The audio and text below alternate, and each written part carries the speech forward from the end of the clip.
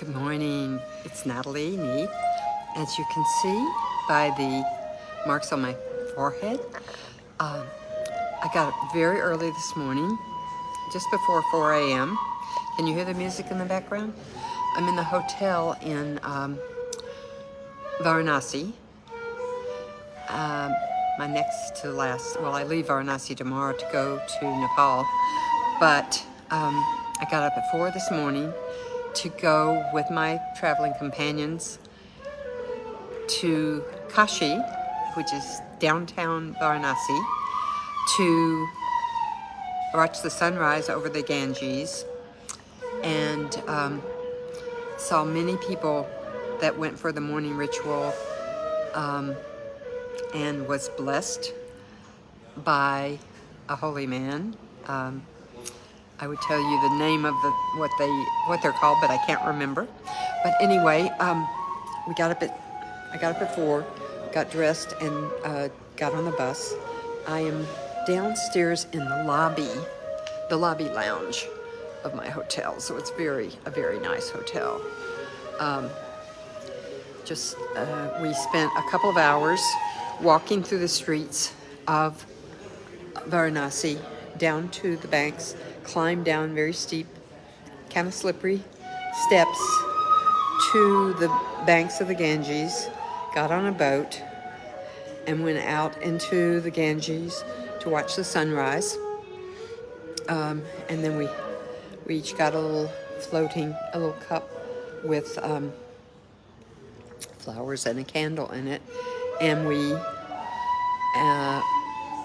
each had a little prayer moment individually and set them out into the Ganges to float away. It was very sweet. And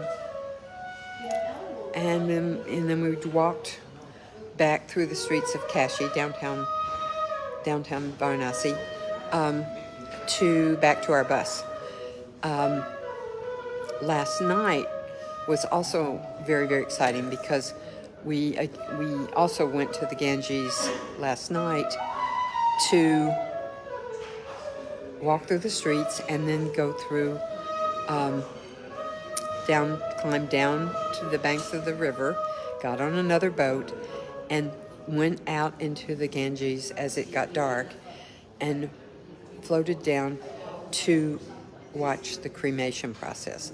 Varanasi is the only city in the entire world that does cremations 24 hours a day, and it's a whole huge process and undertaking, and we sat in our boat and watched multiple cremations going on, because here, the Hindu faith, they cremate their people after they've passed away, after they've died. And we learned all about the process. I hope you can hear me. The music's getting a little bit louder. Then, after that, we floated farther downstream to they do this thing called the Thanksgiving every night, and it's a humongous undertaking.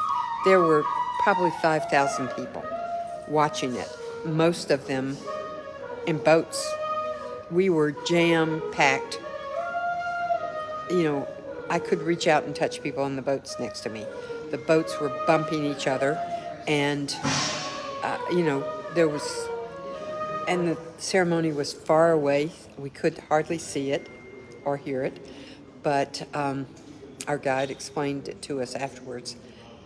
Anyway, it was a very, very interesting process, and then we had to walk back in the dark. I still have this terrible cough. You had to walk back through the streets, back to our bus in the dark. This trip has been just amazing. I've learned so much. I've seen so much.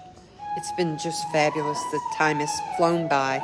I've traveled with some really great people, made some great new friends.